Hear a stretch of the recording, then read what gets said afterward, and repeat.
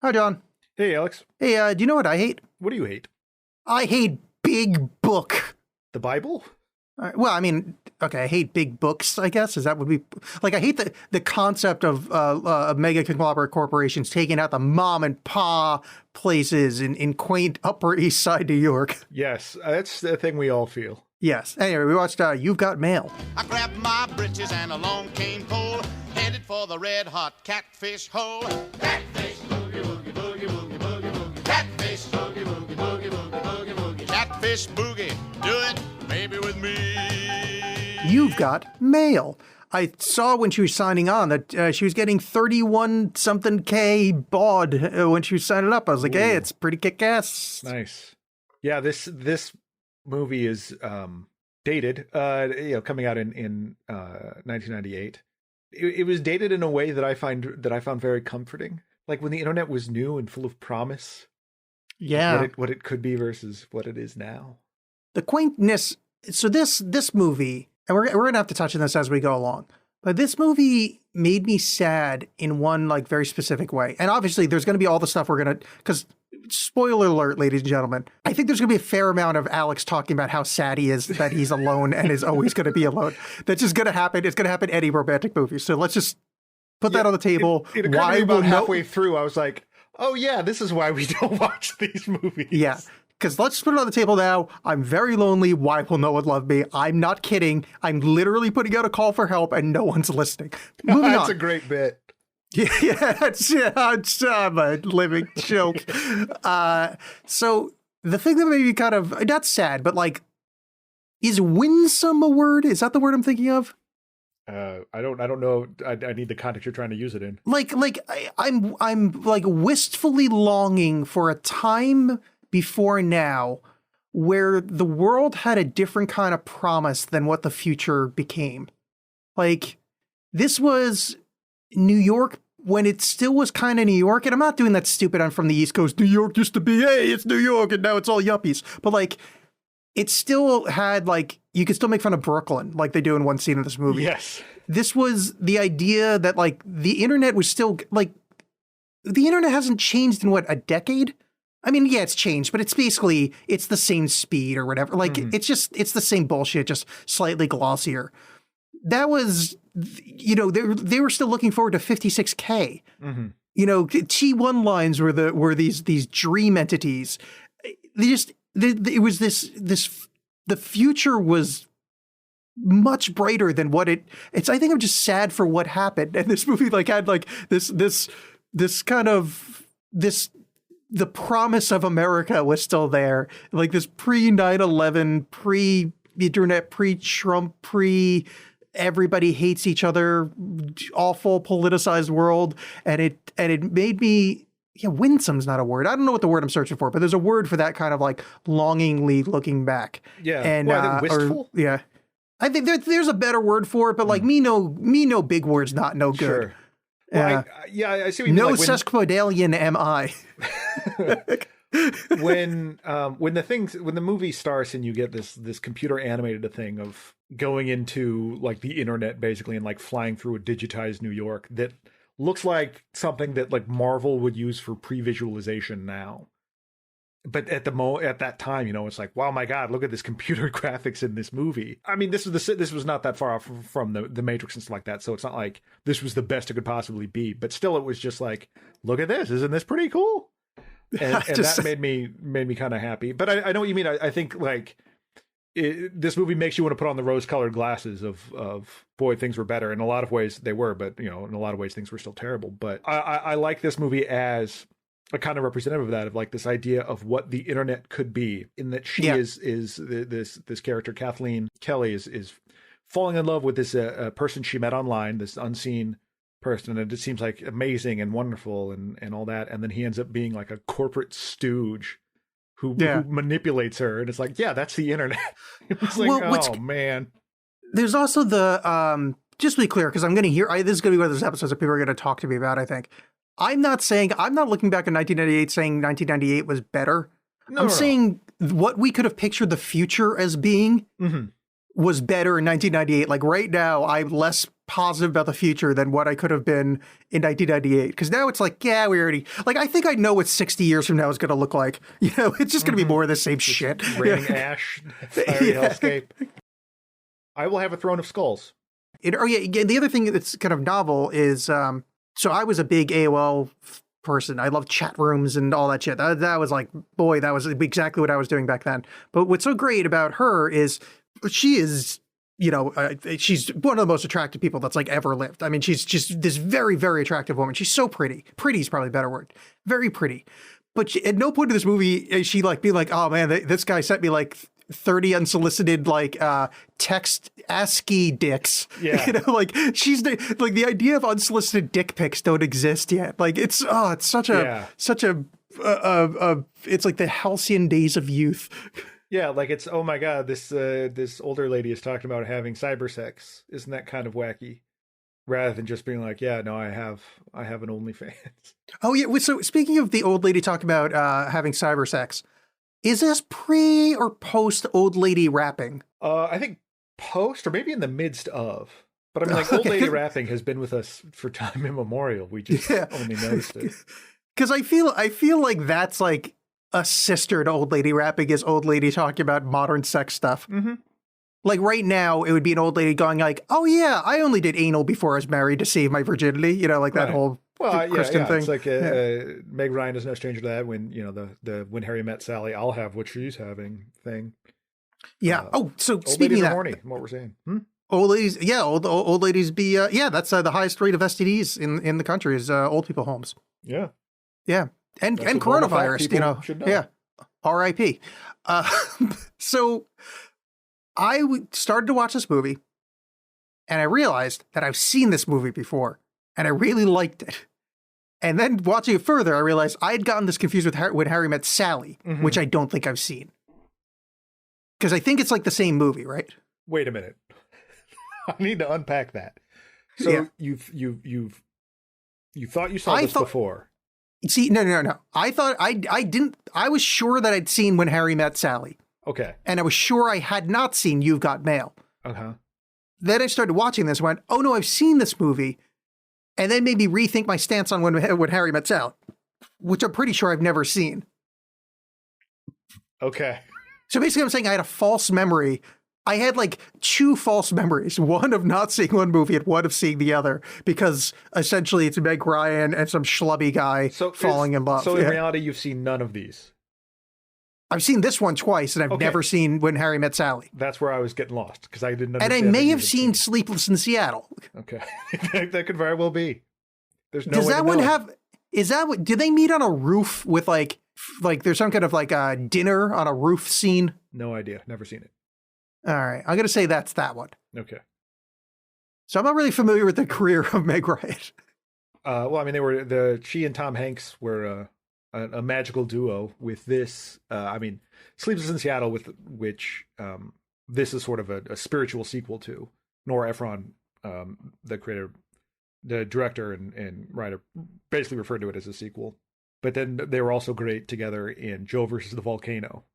That I've seen. I like that movie. And Meg Ryan is amazing in that. I hadn't seen that probably since I was a teenager, and I got to see it a year or two ago. And like she plays like 3 different characters, and she's phenomenal in every role. And she's really. I just remember would he have a brain cloud? Is that what they told me he had? Yeah, brain cloud is such a great disease name. Mm-hmm. So this movie opens with Meg Ryan and Tom Hanks writing each other. They're pen pals on the America Online AOL internet service. And she owns a bookshop in New York City. And so basically she has the best life I could have imagined when I was 7. Right. Like she wears like cute outfits. She lives in New York. She owns a bookshop. Talking to Tom Hanks. The other thing about that life, she has people in her payroll. So she's living. She lives in the most expensive part of Manhattan. She has a shop in the expensive part of Manhattan, and she can afford a part-time worker that can also afford an apartment in Manhattan on part-time working prices while going to school. Yes. Well, yeah. What the? I mean, is this that Friends logic? We're just like, I don't know, they're white, they can afford it somehow. Basically, I mean, they kind of reference that with Steve Zahn's character making a comment about rent control and how little he pays. Oh yeah, and whatever. But yeah, it's just she's doing fine. I mean, like almost everybody in a romantic comedy, you're generally doing pretty good. Yeah, but like not Manhattan good. I mean, that's that's a lot of money. That's fucking big cash right there. That. I'm just a hunk from the Midwest. I don't know that stuff. You forgot 2 words in that sentence. Sexy. One's of, hunk of. Sex. Hunk. Ugh. You know, I don't know why. I Maybe literally you wanna go carve out a big hunk of sex. the end. For some reason, I wanted to say Stilton, like the cheese. Yeah. I'll don't know why. I just decided that That's a classy ass cheese. the appropriate This ain't thing like to a craft single. I think isn't there somewhere in the middle of the country that's known for cheese? I know that's not where you're from. Wisconsin. Wisconsin is known for cheese. I think that's why that got in my head. Sorry, I'm a New York elitist. Right.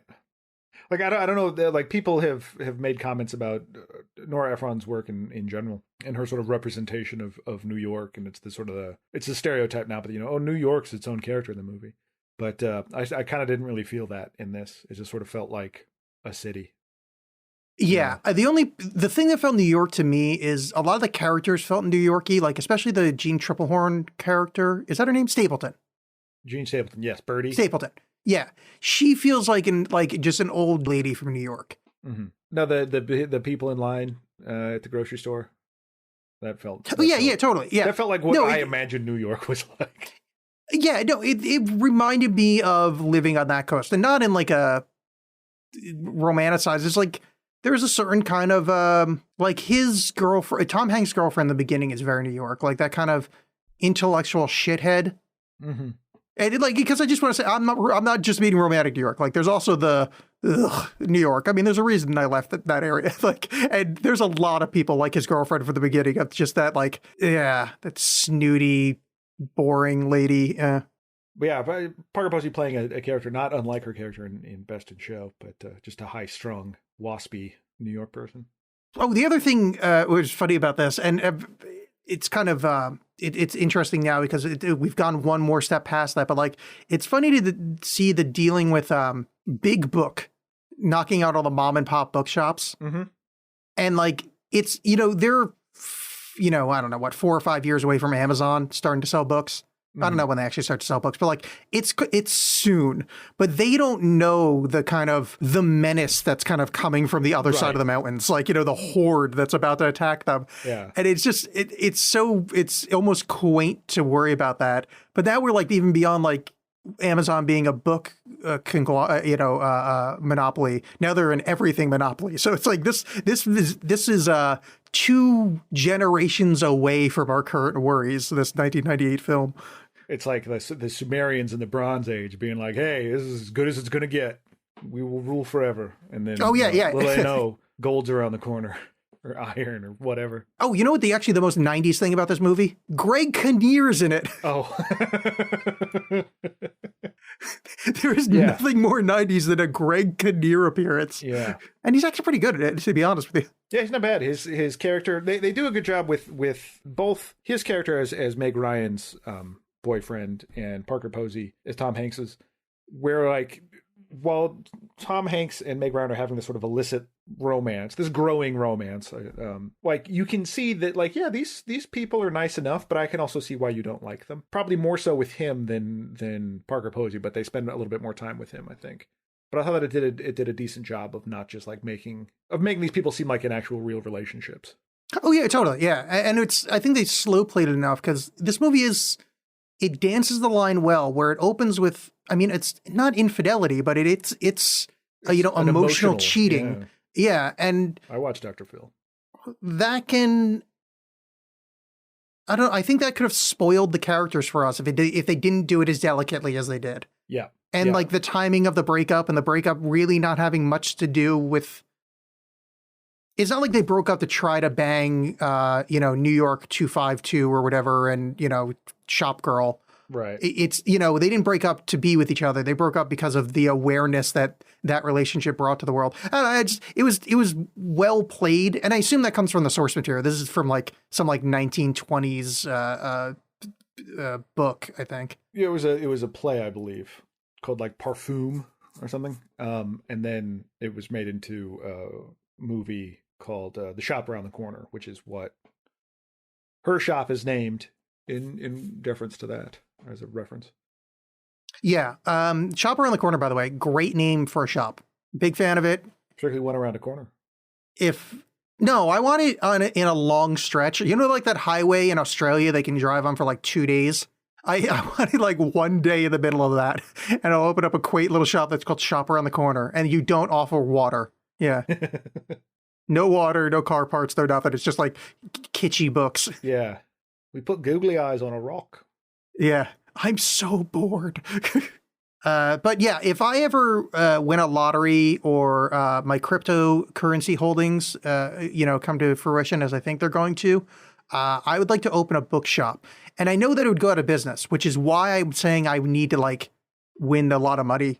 I just want like a place to hang out and be like cool and quirky. Yeah, there was a place in Omaha called the Antiquarian, and it was like the upstairs was a bookshop, the downstairs was a record store.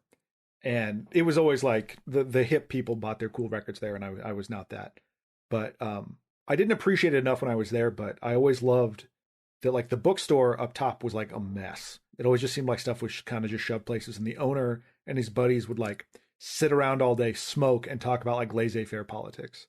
And that was kind of awesome to me. Like that would be a great thing. Just, I got all these books everywhere, and I'm just going to hang out and shoot the shit all day. Oh, there's the other 90s question I need to bring up to you. What did Starbucks mean in 1998? I mean, it's kind of interesting that's like a focal point thing, because it is. I think Starbucks was kind of a newer thing, particularly for the majority of the country. I don't know where it started from, but Seattle. That big kind of coffee being a thing, and like macchiatos and all that stuff. And they basically have a little speech in the Tom Hanks gives a little in one of his letters, a little like Dennis Leary, can't we have coffee flavored coffee kind of diatribe about it. So I think it must have still just been kind of fledgling and new in the public eye. Yeah, so they got identity through coffee. And I guess the kind of crux of the movie is he's going to open up this kind of large superstore, Barnes & Noble, Borders, B. Dalton kind of store right across the street, basically, from her little mom and pop shop, or mom shop, even though her mom's dead. The thing, it's interesting just because it is like Starbucks was kind of the go-to of like, this is a chain that's ruining things. But I think even like Fight Club came out like the following year, and it has a whole, he has the whole spiel about Planet Starbucks and that. But it's interesting, but it's treated like it's not, though. I mean, which is interesting just because she's, supposed to be this like independent, I'm fighting for the connoisseur and what's real and what's good. And now I'm just go to Starbucks. Starbucks is probably a chain boutique coffee where it's more like quality is the kind of sousson of it. While the kind of rebellious punk rocky thing is like, it's all bullshit corporate nonsense. Well, I guess it's your Panera Bread in a town full of Subways.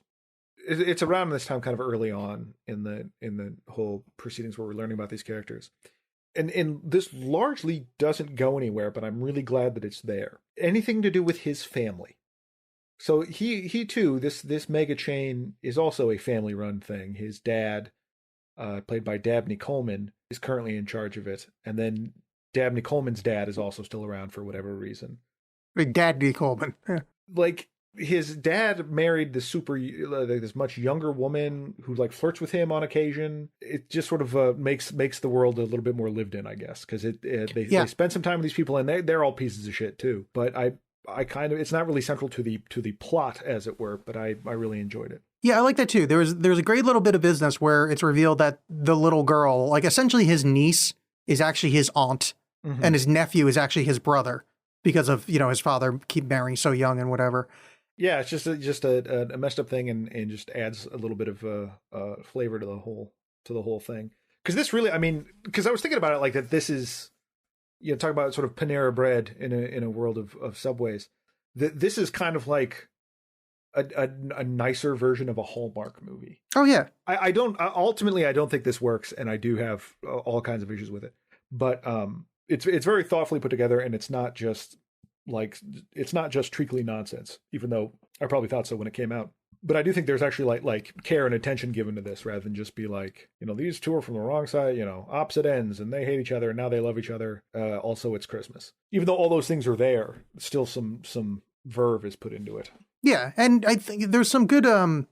You're saying that his family are pieces of shit. I think you're just being glib, but like, I think it's nice that like Dabney Coleman is kind of a dick. He's not a dick. He's you know, he keeps marrying younger women and like repeating his like kind of the same cycle. Mm-hmm. But it's not like he's written like some lech. Like he just seems to be like a lonely guy that just like, yeah, I don't know. I've never really been in love, and I settle for somebody that's comfortable, so I'm not alone. You know, right? Well, and it also works. You know, talking about how it doesn't really affect the plot, like it does work later on to kind of, I think, add to Tom Hanks being like, I could end up like this. This sucks. Yeah. Yeah. It's kind of the impetus to kind of get him off his ass. Dave Chappelle being in this movie is very bizarre. You know, he's good. Like, yeah, he's fine. But if you didn't know he was Dave Chappelle, it's like, oh yeah, that's just a good young actor. But it's funny because this is an extremely white movie. Well, do you know why he's in this? No, well, I've read something about how he turned down the chance to play Bubba Gump. Yeah, because he thought it was going to bomb, and he's like he was public, like pretty much every interview is like, oh, I'm a fucking idiot. I can't believe I wasn't in Forrest Gump. I'm the world's biggest idiot. And Tom Hanks, like Dave Chappelle, is like, yeah, I want to work with him. So he just like, yeah, next movie. It's like, yeah, Chappelle's like, fuck yeah, I want to work with Tom Hanks. Well, so he's going to open the store. They have a little meet cute in her store where he shows up with his brother and aunt or whatever, who were children, kind of introduces himself. And they already know, it's been established that the neighborhood is going to be worried about this giant conglomerate coming in, and she makes comments about it. And she figures out at a party for New York business people, Parker Posey drags Tom Hanks to. Meg Ryan is there as well with her reporter boyfriend. She figures out who he is, and then they now starts the we hate each other bit. Yeah, and he's acting an ass at the party. Yes, he is. Which I don't think Tom Hanks was the right casting for this. I like him in this. I do think like Tom Hanks can play a dick really well, particularly like Volunteers. He's just a huge asshole in that, and is just wonderful. Yeah, I think I was expecting a much more gentle Tom Hanks. I guess like you just expect them to be like get along and flirt the whole time, and not just like be mean to each other. And that's really what you got. I think the kind of charming that Tom Hanks is, I don't think it's the kind of charming that the character is. Mm-hmm. I think that's true. It's just I like Tom Hanks. I can't think of a single movie I don't like Tom Hanks in. I mean, he's delightful. He's a charming man, but he doesn't have the kind of, I don't know how, I think the only way I can word this is like book sexy, you know, like Mr. Darcy almost. I mean, no, that's terrible. I didn't say Mr. Darcy. There, I could have made an argument, but it would take too long, and I don't remember that book well enough. But there's kind of like that kind of intellect. Like I almost like Greg Kinnear could have played him better. Yeah, I can see that because he is kind of the idea. I think with you know his character being like this smarmy jerk who really manipulates her out of her bookstore and and all this other stuff, and at the end kind of goes, oh crap, and starts to sort of change his ways. I mean, I think you want to. I think that they wanted to soft sell it with Tom Hanks a bit to like, well, we can't have him be that much of an asshole, but if he's Tom Hanks doing it, that kind of softens that blow. But at the same time, he is almost still kind of too nice. But yeah, but an argument could be made that that's the reality of it. Is that these genuinely sort of like generally nice people or whatever, or decent, charming people can also just be sociopaths that are only care about business. Yeah, I mean, that's very true. Yeah, it just, you know, kind of acting. It's rare for a Tom Hanks thing. Because also, like, I mean, I think this works great. I'm not really, like, complaining. It's just, when on a list of things I was thinking going into this movie, because I saw it when it came out, so I barely remember the fucking thing. But I wasn't thinking, oh, Tom Hanks not having the right kind of charisma would that would be 150th on the list of, but there's a couple scenes where it's like when he's being charming with his ostensibly niece and nephew, whatever. He's being he's being fun uncle charming instead of being sexy dad charming. Like he should have been. And I think Greg Kinnear or somebody like that would be sexy dad charming. And I think that's the kind of energy that would have worked a little bit better. I mean, it's fine. There's scenes in it where we're like, oh, this is weird. I just kind of wish this was someone else a little bit. Mm-hmm. Yeah. Like there's some parts like, all right, so here's a great example, and it's coming up somewhat soon, but when he salesmans his way through getting her the credit card sale and when she's online it's that Tom Hanks doesn't pull that off at all. Like he doesn't have the energy for that scene. It doesn't work. Like that's not the kind of guy that would pull that move off. And it works fine, I guess, but like, yeah, I couldn't help but imagining a more suave actor in that spot. Yeah. I don't know. I kind of felt this is one of the moments in the movie where I felt like this whole movie is really for people that enjoy New Yorker cartoons. Like that scene, so she's trying to avoid him because they're at the same grocery store, and in doing so, she ends up getting into the cash only line. And when she gets up there, all she's got is a card, and everyone behind her is like, "Boo, you suck, keep it moving." And Tom Hanks comes over, quote unquote, charms the cashier by asking her name, and then is like, "Well, I see you have a credit card machine here. Maybe you could just zip this through, zip zip." And it's awful. And it made me think of like, that's what these people think is being charming. And I hate them. And I felt so bad for the cashier. I don't think you were supposed to. And I think a more traditionally chiseled jawline, handsome fella, sleaze style could have pulled that off better. Because at least you can do the like, hubba hubba. This guy's saying my name and saying it in a sexy way. But like Tom Hanks is like, you want him to take you for a milkshake. It seems like it'd be easy to tell Tom Hanks no in certain situations. Yeah, like, totally. Be like, no, I don't think so, pal. Yeah, I don't think Tom Hanks could talk me into fuck all. He could ask me politely to something and it'd be like, yeah, probably. Like if he said pretty please, I'd be like, yeah, you know what? You sold me with that hound dog look of yours. Yeah, I think I wouldn't hold it against him for asking. But yeah, no, it's not happening. Also, the other thing on the same kind of energy that Tom Hanks is doing, and I know Tom Hanks as a real person is into The Godfather. I read this in the trivia, but in this movie, he seems like the least Godfather-y person humanly available. That's how you know it's true, because the code of silence, omerta. I have no idea where I'm going with this. Yeah, I liked it though. So yeah, cool. Cone of silence. Yeah, it's forget about it. Yeah, that was one of the bits, kind of like the Dennis Leary bit jammed in there, and the weird aside about the name Kimberly. Yeah, that was weird. Felt like bizarre letters to the editors, like kind of jammed in there. Just like I'm working on my tight 5 at the Comedy Store. I also wonder if maybe in 1998 that made a little bit more sense. Quite possibly. It's something that felt, it didn't feel as natural. I mean, the Godfather thing, they worked it into a conversation and it was fine. But the whole, just like the montage of him like doing the bits or whatever was a little much. Which, this is a movie that it got me thinking about the way that we present emails and text communications in movies and stuff now, because that's so much of our daily lives and how we communicate that. And I don't know if it was Sherlock that started this, where you would see the text show up on the screen that people got like being like a voiceover or a shot of it. And I always like that, but I think for this kind of thing, this sort of exchanging of letters, I think that voiceover works a lot better than just seeing the text happen.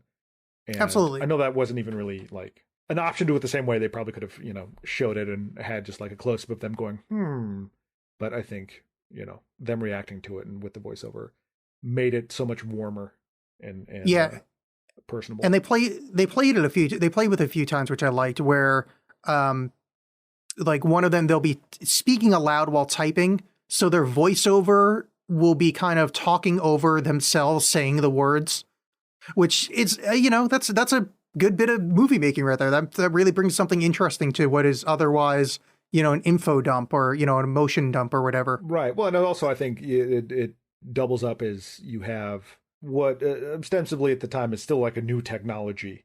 And there's even a conversation at the beginning where Greg Kinnear is like, this stuff's terrible. It's going to, ruin everything. Where like this is still kind of new. He was like, right. Well, yeah, yes, absolutely. Yeah. Other than his obsession with typewriters, I'm okay with the guy. But like, so it does kind of humanize this whole new weird thing. So like, even if you're like, I don't know, email is for the young people. You can still go like, but I recognize a letter when I hear it. Yeah, it's too hard to remember, like to place it where, like what the technology was at the time and what people thought about it. But I feel like this was still like this. It was still so unknown that there wasn't even like jokes enough about it in 98. Yeah. Which, it hadn't reached that kind of like cultural saturation point. Talking about this, how you represent this stuff. There's a great series on Hulu called Pen 15, and it's about two young girls like in middle school in the early 2000s, and it's written and performed by these two actresses who play that like at their age, play themselves at that age. And there's a whole through line in the second season it's towards the end of the first season, where one of them has a online boyfriend that she only knows through AOL. So it's the same kind of thing as this. Yeah. And who's revealed to be, but like the way they handle it is something I hadn't seen before, but like those weird away messages that like particularly teen, as a teen you would do that were all like super vague and like really meaningful or something. Like one guy's was like a Korn lyric or something. Like that's awesome. Yeah, Fred Durst or something, but you're like, oh man, that really hurts that he posted that. Yeah. And I thought about this like when they're fighting or whatever, there's none of that. They've just like talk it through. And I think that's one of the comforting things of this movie is that it cuts through all that bullshit of what, people might do. Even though like he stands for up all this terrible stuff, it's like, okay, well, we're just going to talk about it. And it's still very nice. Yeah. It's nice. It's nice that this movie has adults in it, which, I mean, we said this on the show a few times when we watch like actual grown up movies, but it's nice to see adults doing adult things. Yeah. Not, and it's, this is me talking. So like, I'm a fucking Marvel fanboy, but like, it's just nice to hear adults say stuff and not, bullshit about like, go, go, go. Like there's no, no blue space laser, no man-child. There's no Rick or Morty in this. Like, right. It's just, it's also like, I don't know, it's people having emotions and not describing them to you. Or like making it sound like they're in a therapy session, which is a thing now. But it's rather than Tom Hanks go like, well, I saw what my dad became and I didn't want that for me. He just does it. Yeah. You know? I was just gonna say we should talk about the getting stood up part, because I think that's the weakest part of the film. So he really, he's gonna meet her at the place, and it's been this thing building up through the whole film. So they've been building to them, gonna meet, and he sends Chappelle to look through the window, and there's a delightful Tom Hanks being nervous part, which is where I like Tom Hanks, because I think this is kind of his wheelhouse, is acting kind of like kid-like and nervous. And he makes Chappelle look through the window, and Chappelle's fucking with him. And then he's like, well, if you don't like girls that look like Kathleen, whatever, you are not going to like this. And it turns out it's her, and it's great. But getting stood up there is just a weird... So, okay, I get him not going in, because he's like, oh shit, this is that lady I don't like. But him going in and like fucking with her was, I don't know, that... Something... it's a weird choice, and I don't know... that I like it as a character, as part of that character. Well, that's part of what my whole thing with this is that he, and I suppose that this could be already true about a lot of romantic comedy kind of things, but like he's manipulative and weird. Like he uses this information kind of against her, and it doesn't seem, I think they want to try to play it off as like, well, but he doesn't really know, he's unsure too. But it seems like he's a piece of shit. Like he goes in and kind of antagonizes her. He does. And it's gross. And we're skipping ahead here because, I mean, whatever. I mean, they right back and forth, they fight. Yeah. But when he introduces himself into her life as a friend, he writes to her in the guise of New York 152 or whatever the hell the name is. Mm-hmm. And then hangs out with her as Joe Fox. where he plays off shit that New York 152 says to make him look better. Like he's negging her from one side. It's manipulative. Yeah, it's just manipulative and kind of gross. And it didn't feel good. Yeah, and I don't like that it worked as well as it did. Well, I think I think some of that is because of Tom Hanks and Meg Ryan. Yeah. They do have a fantastic chemistry, and I understand why you would just want to put them in more and more movies. Because they're great, but yeah, it does kind of cover up it sort of slathers over a really sort of deep crack in this whole thing. Yeah, see, I would have liked it a little bit more, which I think that's what, I haven't seen the other versions of this, but if they played it off more as like he's confused and doesn't know what the fuck he's doing, so he's kind of being a coward about it. Yeah. Or, like kind of panicking and doing this. Kind of Three's Company style. He's like, oh, fuck, I'm going to be both these people, and I don't know what to do, and I'm freaking out, and I'm too much of a coward to talk to her. If they played it that way, it's less malevolent. It's less bad. There's less, like, predatory behavior to it. Well, but I think the way it is now, it's gross. Well, I think you also have... It's not gross. It's because a little sort of subplot or part of this whole thing is that they have an exchange where she's like, I can't, if I'm in a situation where I can't, I want to say something terrible to a person and I can't, I'm just too nice and it's terrible. And he's like, well, I have the opposite problem, whereas I'm just a jerk to people. I can't help myself.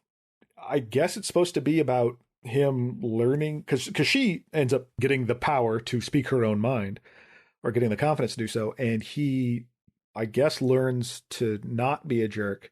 But at the same time, it kind of washes him clean of any responsibility for that, where it's like, hey, I can't help it. Like, it's just forces beyond my control make me a jerk. I can't help it. And that's pretty weak. And I think some of that is like, yeah, well, I'm just going to go and antagonize her just because it's obvious that these people like each other. Like their back and forth is nice and charming. But so it's the other kind of major stuff. The other kind of major thing we skipped is, so because the Fox and Sons opens, her store starts to lose business, and because she's learned how to be proactive via her relationship online, she goes to the mattress, as they say, from The Godfather, and her boyfriend writer puts up a piece in the Post about her being the little guy that's being steamrolled by Big Book. And she gets to talk on TV, and it's this big media blitz, and it still doesn't work. And it turns out that they're going to have to shut down the shop. And boy, did that get me. That made me so fucking sad to see that old little, like that quaint little kid bookshop getting all shut down and them slowly unpacking it and her closing it. It's like, oh, that hurts my soul. I'm like a fucking, as a writer, as a reader, as a lonely boy that doesn't like when things end. Like, oh boy, that got me. That got me good. And it was also interesting just how that was done. Like when they're kind of having their goodbye sale or whatever, and the woman is telling her how important it was, how she came in. The camera's you'd never see who the woman talking. It's just on Meg Ryan's reaction to it, and I like that a lot. Yeah, this old lady goes up and she's like, I remember being in here with your mother, and she got me my first copy of Anne of Green Gables, and it's like, oh, my fucking heart, my heart. Yeah. Oh God, that was fucking brutal. This movie hit me on a lot of levels. Yeah, so this is kind of the character at her lowest, and this is where Tom Hanks swoops in and starts manipulating her, being, nice as Joe Fox. Even more, but like it's almost worse at this point because he feels bad about it, but he doesn't fess up to any of it yet. Like there's a point like not too far after this where she starts to have an inkling that maybe this is the case, but he goes to just be her friend. And granted, to be fair, like none of what he does in the email stuff has to do with their business issues. I mean, because it is just like, yeah, we're a giant bookstore, whatever, but it's still just like disingenuous and crummy. And then when he really starts capitalizing on it, really doing the as you were talking about earlier, like, because she is talking to him about New York 152 or whatever, and he's like, yeah, that guy, what is this about? Then it starts to feel really gross. If it started out that way, where like he doesn't want to admit that he's this guy, and ruin the friendship or something, whatever. But because he's been lying to her this much, it feels worse. Yeah. And then when he's making fun of there's a nice sequence in here that, although it's part of manipulation, and I think this is where Tom Hanks works, is they are delightful, where he's pitching what 152 must mean. And he's like, well, he's probably some giant fat guy. I forgive the fat phobia. It's 1998. That was acceptable back then. And as a hefto myself, I'm allowed to do it. So, but he's making fat jokes, and he's like, well, maybe he's had 152 moles removed, and he's got 152 scar marks. He's had 152 arrest warrants. And she's like, well, he's got 102 ways into my heart, and he's got 102 blah blah. And it's so cute and lovely, and they both play the longing on their face so well, and I'm so alone. Right, and I had to pause the movie because I'm like, this guy made her fall in love with him twice over email and in real life, and I used to have an email relationship, and that fell apart, and I'm so alone. And then if I say this on the show, people are gonna like, yeah, man, this quarantine's rough. Fuck your quarantine. I've been alone for fucking years. Don't take this away from me. All I have is alone. You can't have alone. But everybody's like, oh, I'm so alone because of the quarantine. Fuck you. I've been alone for years. Someone help me. So anyway. Yeah, quarantine's tough, dude. I get it. That year not having people around. Oh, that must be rough. Having your bubble and only your bubble to talk to. Having that bubble sure must be rough. Yeah. Having someone in your bubble. So I want a bubble. So why can't I have 152 mole joke with a pretty lady? You could rent Boy in the Bubble with Jake Gyllenhaal. That's just as good, right? Yeah, that's true. There we go. He did play Mysterio in the last Spider-Man. I like Spider-Man. Spider-Man, he fills that hole in my heart. He does whatever a spider can, and the only thing he can't do is find me love. Because he had Mary Jane, he had Gwen Stacy until she died after that evil doc. All right, so I'm literally, I was joking, but I actually was making myself upset there. About Gwen Stacy.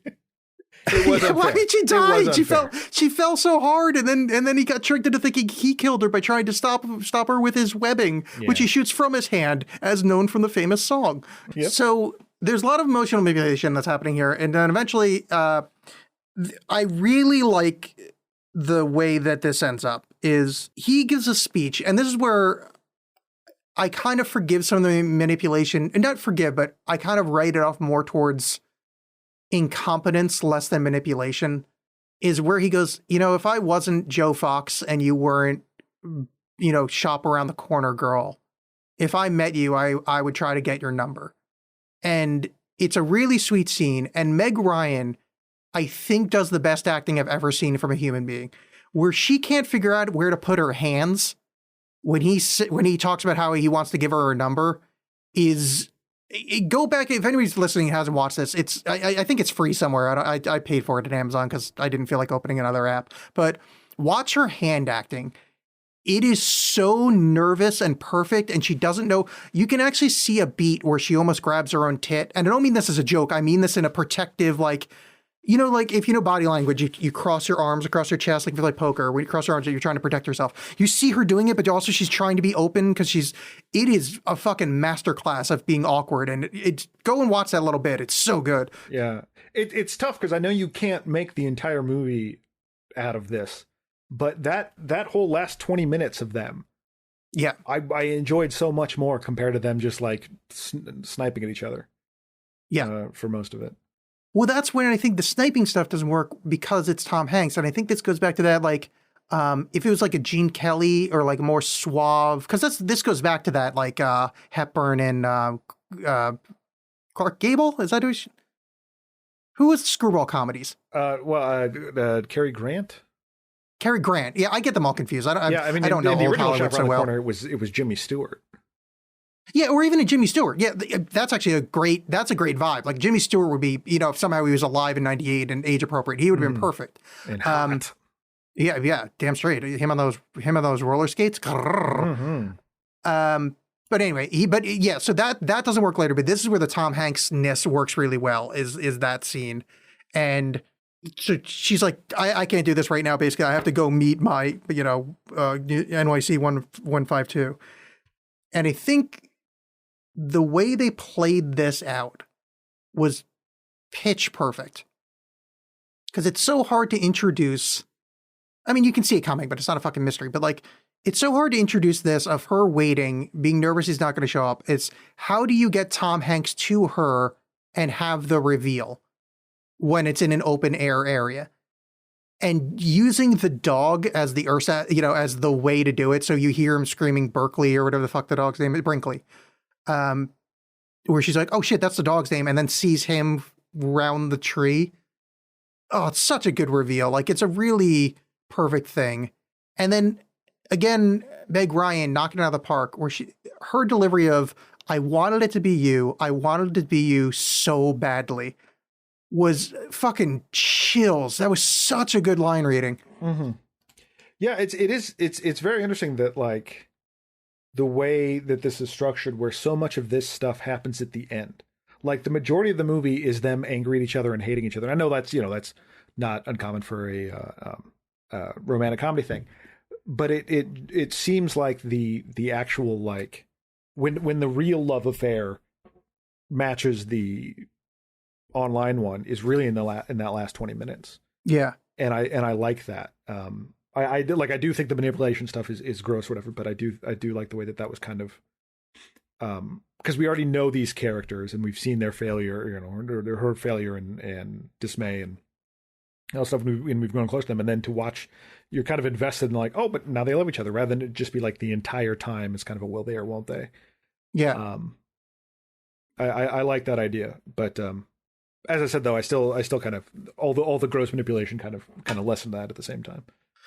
I'm on the same page as you, but the way it results, because of that last 20 minutes, I can kind of put on some romance goggles and write it off as Tom Hanks as incompetent, less than him being manipulative. I mean, albeit he was being manipulative, but it's almost I want to couch it as a incompetence, not a premeditated thing. Right. It's a cruel indifference rather than yeah. Well, I mean, because he learned from like the way his father acted and the way his grandfather. So it's like him, just kind of perpetrating the cycle of not really and then, him finally kind of, opening up at the end. Yeah, boy, that last 20 minutes was beautiful. Like it's so worth watching this movie for that. It's not like I didn't like the other stuff, but like, yeah, man, this movie, all right. How many times did I cry watching it, John? 4. No, 0. Well, that's not what I heard. Jesus, no, I'm kidding. I got misty twice, and then I'm not going to say a full tear came out, but at the end when she said so badly on a writing level, that broke my heart. I'm just like, oh, that's such good wording.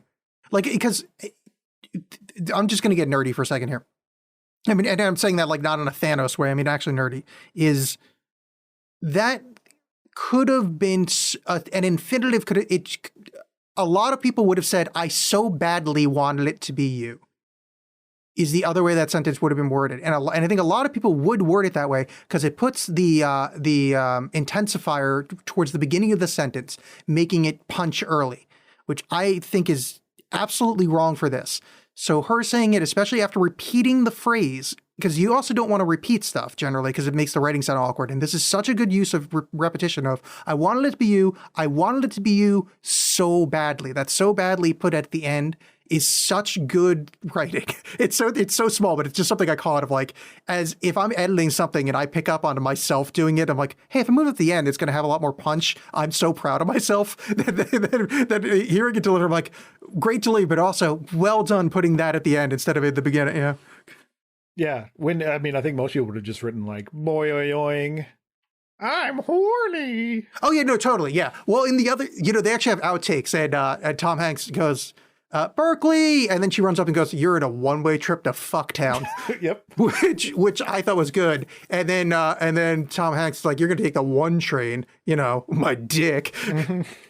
Then it becomes the end of Eyes Wide Shut. Yes. It turns out, Berkeley's real name is Fidelio. Right. I remembered it this time. Let's just every episode reference Fidelio from now on. Let's do it. They'll let us in sometime. Yes. So, That was yeah, You've Got Mail. The only other comment I have on it, and it's a small one, it'll probably get cut, but I somewhat wanted to see the old switcheroo with the couples, because I think Greg Kinnear actually would have worked really well with Tom Hanks's girlfriend. Oh, with Parker Posey. With Parker Posey. I don't know. I feel that like that would have felt a little too neat, I think, but I hope him and the news lady are very happy. Yeah. Or maybe like if they made like a shitty sequel where Tom Hanks and Meg Ryan aren't in it. Like I just want to see Greg Kinnear and Parker Posey kind of interact as those characters. Yeah. I don't know. Like they use ICQ or something.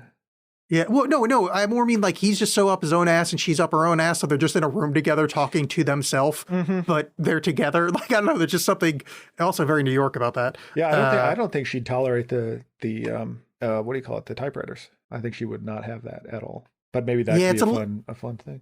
Yeah, no, it's a little early for those to be hipster chic. So yeah, you're right. Yeah. You bring a good point.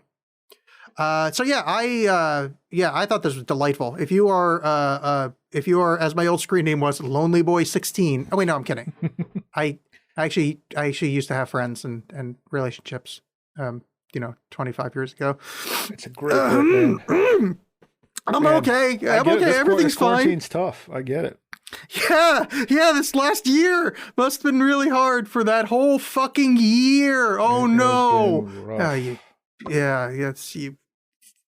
have. You should watch this movie, everybody. It's good. Report back to me. Yeah, as romantic comedies go, you can rarely miss with Nora Ephron.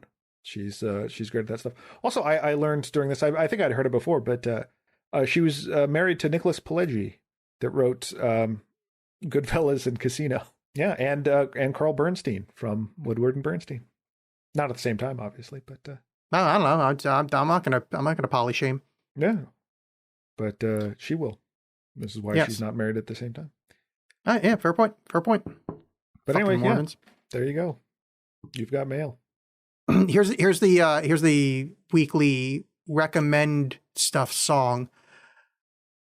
I'm too lonely to make a joke. Oh, please help me. Oh, God, I'm dying inside. Oh, so here's something I liked. I don't know what to recommend. This quarantine's rough, man.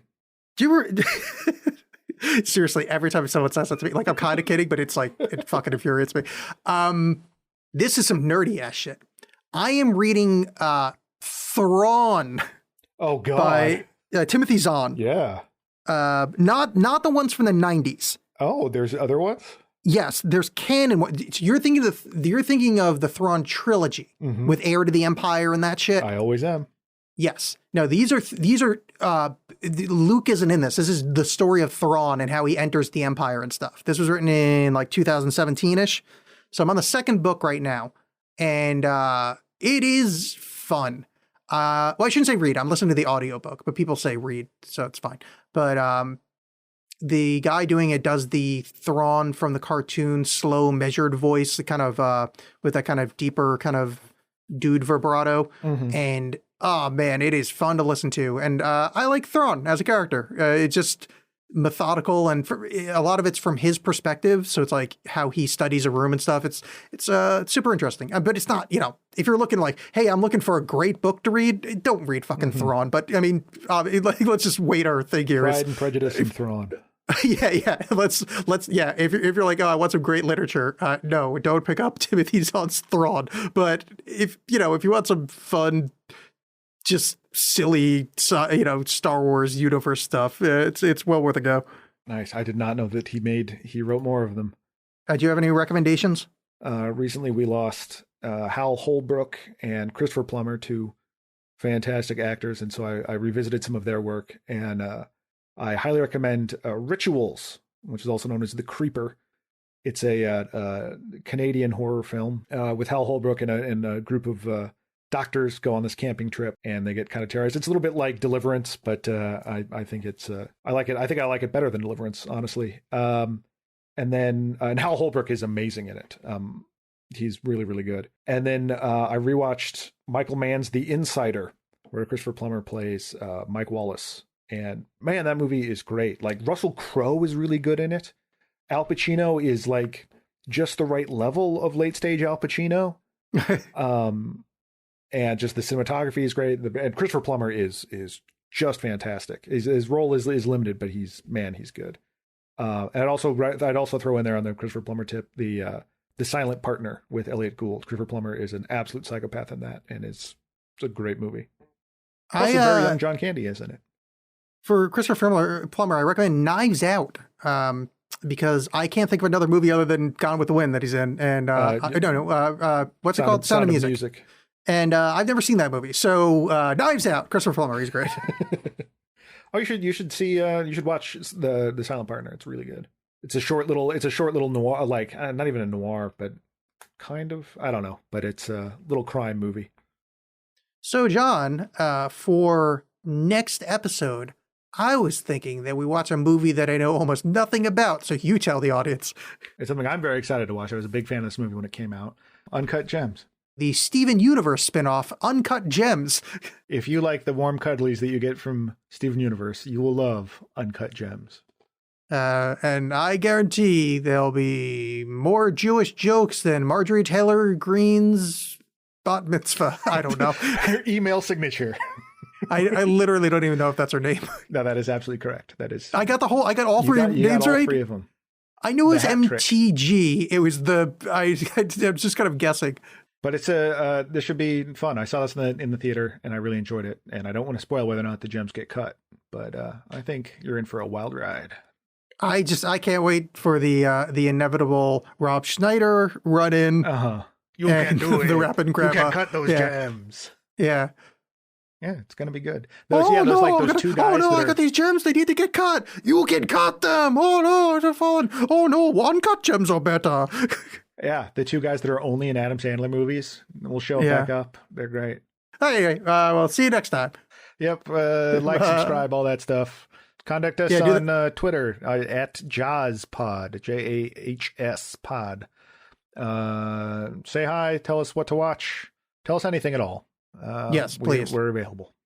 Yeah, please. I mean, and I'm totally not like desperate for conversation or talking, and like no, like, and 100% don't thirst trap my DMs. Like that, there's like, if you're like a lonely lady and like, just don't, like, definitely not at the Alex Cast, my personal address at John Can't Check. Like, certainly don't send me stuff. I mean, that would be really bad.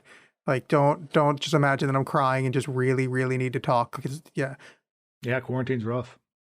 Yeah, yeah. Gonna kill everybody. Okay. Goodbye.